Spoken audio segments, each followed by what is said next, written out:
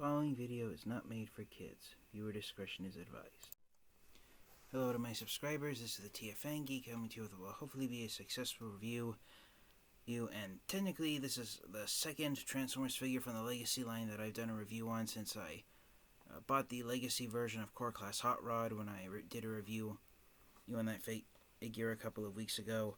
I was going to start off by reviewing either Legacy Laser Optimus Prime, who is my favorite figure from Wave 1 of the Legacy line, or I was considering next reviewing the Generation Selects Deluxe Class Legacy Lift Ticket figure, since Lift Ticket was the first ever Legacy figure that I added to my Transformers collection, but since it's late at night when I'm recording this video, and all things considered, I figured the next Transformers figure to review for the Legacy line, which technically is kind of the first, I'll let you guys decide that if you think that my review on Kingdom Core Class Hot Rod, we're reviewing the Legacy version of Hot Rod, was the first or not, but let's just jump right into the figure that this review is focusing on, which is Transformers Legacy Core Class Iguanas.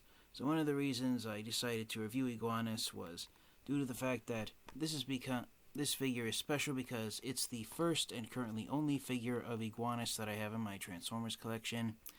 Iguanas is somewhat special due to the fact that in the original Transformers Generation 1 line, Iguanas was a Pretender.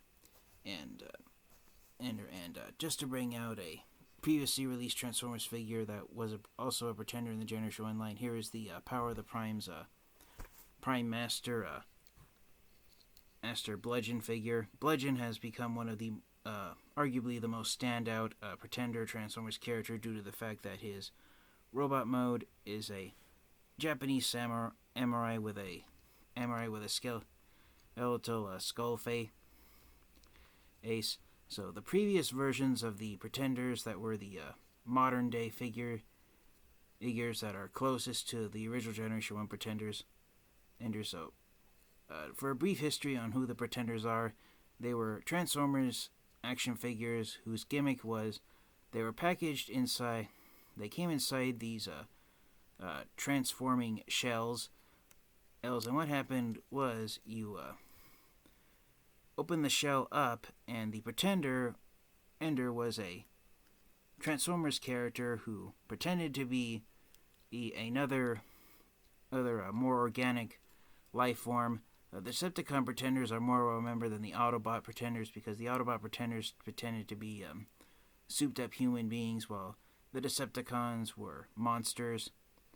And so, with the original Generation 1 Pretenders, you had 2.5 Transformers action figures. You'd open up the Pretender shell, and inside the Pretender shell was an inner robot, which was the actual Transformers character, and then you take it and transform it, and unlike the Prime Masters here from the Power of the Primes line, the Generation 1 Pretenders, the inner robot would transform into a type of vehicle, and what you could also do is close up the Pretender shell, and then you would have 2 separate action figures comprising the entire Pretender. So the Prime Masters that were released in 2018 were fairly accurate to how the Generation 1 Pretenders transformed due to the inner robot and the outer Pretender shell in that regard. But starting here with Iguanas, there's a lot of Transformers fans and collectors I've seen, and I admit I am included among them, who hope that we get more Pretenders in the core class side as in the Legacy line, because what Hasbro and Tomy have done here with Legacy Iguanas is they've combined the gimmick from the Generation 1 Pretenders, where the Pretender shell, instead of just being a shell, it's now the actual robot mode of the Pretenders, and then the shells end up transforming into the vehicle modes that the inner robots would transform into. So essentially this new modern day take on the Pretenders, which currently Iguanas is the only figure to utilize this. Hasbro and Tomy have updated the Pretenders where they're now just standard Transformers, where the robot modes are based on the outer shells, and then they transform into the vehicles of the inner robots. So the gimmick on the Generation 1 Pretenders, where you get two robots That's where you get the inner robot, and then you get the Pretender shell. Of either a armored up human or a armored up monster. The outer shell and the inner robot have combined into one, and now the Pretender shell, is the actual robot mode of the Pretender, and it transforms into the vehicle mode of the inner robot. So, some Transformers fans and collectors, I've seen them wholeheartedly say that they enjoy Iguanis being an actual transformer robot, where his robot mode is now the Pretender shell. But I've seen some collectors also say that they hope that if we get it, that someday we might get the Pretenders in the Transformers Masterpiece line. Because the technology, with the way robot to vehicle technology has now advanced with modern day Transformers action figures, if Hasbro and Takara Tomy were to release masterpiece scale versions of the Pretenders, there are plenty of collectors who have voiced their opinion that they would buy it if they did. But for now, Iguanis is an example of what any future Transformers characters who are Pretenders in the Generation 1 line might end up having if they get modern day action figures. It's rumored that Skullgrin will be the next Pretender to be released in the core class size and Legacy line. But the main gimmick of the Generation Pretenders with the inner robot mode, that's one of the main reasons why Iguanis and any future Pretenders are going to be small core class Transformers, due to the fact that the Generation 1 Pretenders figures, the inner robots, were fairly small sized Transformers action figures. I believe the inner robots on the Pretenders were almost the same size as the Generation 1 Decepticon, which is the same size as the core class figures here. So here's Iguanis in his packaging, and I hate this open window packaging. There's his vehicle mode of a motorcycle. Michael, here on the side of the box, you've got some artwork of Iguanis in his robot mode. And apparently Hasbro and Takara Tomy decided that Iguanis has the ability of shooting lasers out of his eyes. So, yeah, Iguanis is a Decepticon who is not to be reckoned with easily. Here on the side of the box, you've got the Decepticon side of the poster image created for the Legacy line, and Iguanis is one of the Decepticons featured in the poster. There's his robot mode head right there. You're standing amongst Skywarp, Dragstrip, and Kickback and Megatron and so it's a pretty nice image there. Here on the back of the box, you've got the official product photos. There's Iguanis in his motorcycle mode and in his robot mode, and he transforms back and forth between both modes in 15 steps. So I babbled on long enough, so let's hurry up and get Iguanis out of his box, take a close look at him in both of his modes, and wrap up the review. Alright, and so here's Iguanis out of his box and in his robot mode. He has pretty much the same standard articulation that the core class figures released in the Kingdom line had, where he's got ball joints in his shoulders and elbows. He doesn't have a waist swivel. He does have a waist swivel, but right out of the box it's very, very stiff. He's got ball jointed hips, ball jointed knees, and ball jointed ankles. Ankles do impart somewhat to transformation. His head does rotate, but because of how his head is shaped and the angle it sits at on his robot mode chest, it can be a little difficult to get him to turn side to side without his head bumping into his chest. So yes, Iguanis lives up to his name by his robot mode being a mechanical iguana. And I gotta say, he is pretty monstrous looking, and I really hope that if we do get more Pretenders in the Transformers Legacy line, I hope we get the Decepticon Pretenders due to them transforming into freaky looking monsters. And again, because I had him out a moment ago, here is Power of the Prime's Bludgeon for a size comparison. So the core class figures of the Legacy line are twice the size of the Prime Masters from the Power of the Primes line back in 2018. So I really do hope we get more Pretenders in this size class. Now, one thing that Transformers fans and collectors have been divided about is, there's basically there's two different sizes of there's two different not sizes, the correct word to use would be scales. There's two different scales of core class Transformers figures. There's ones where the core class as figures, this is the actual size of them compared to other Transformers characters and action figures. The Iguanis is only the second Transformers action figure for me personally, where this is his actual size. He's not just a miniature version of a larger action figure. The other Transformers figure that fits into this category of being this actual size in core class is Kingdom Rat Trap.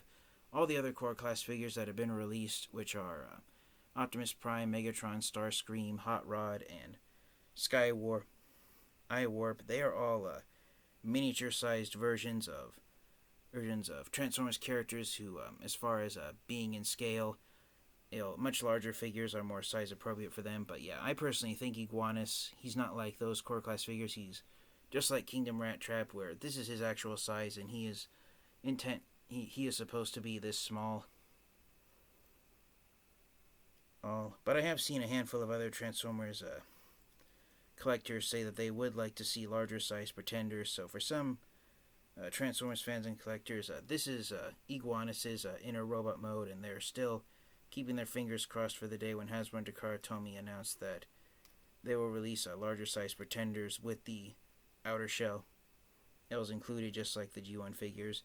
But until that time comes, I personally enjoy the way A Legacy Iguanis turned out. So let's get him transformed into his vehicle mode, and I will share my final thoughts on Iguanis. Oh yes, I almost forgot. Iguanis' weapon, it's a type of, I guess you could call it like a taser type gun, where you can imagine electricity shooting out of the 5mm port on the front of it.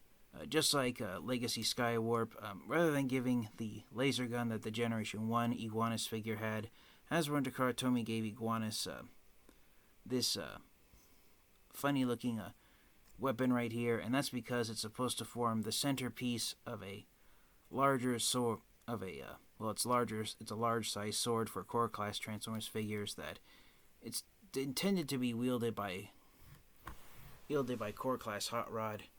Reach back here and grab a Hot Rod's box. There's an image of the sword made from the combined weapons that core class Hot Rod, Iguanis, and Skywarp come with. Iguanis comes with the middle piece. So yes, that's why there's two 5mm ports on both sides of the weapon, and why it actually is hollowed through to the end. And because you're designed to attach the dagger that Hot Rod comes with on top, and then the tuning fork type weapon that core class Skywarp comes with, you're supposed to insert on the bottom and get a somewhat large size sword from the combined weapon modes from the weapons that all three of these Transformers figures come with.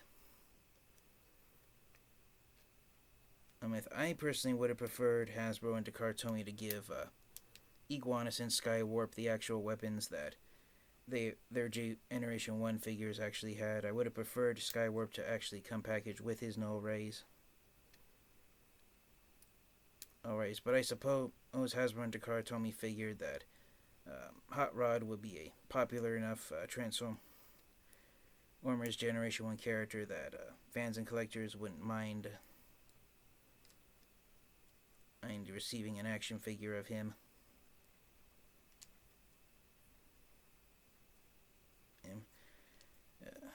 Forgot to rotate it. There we are.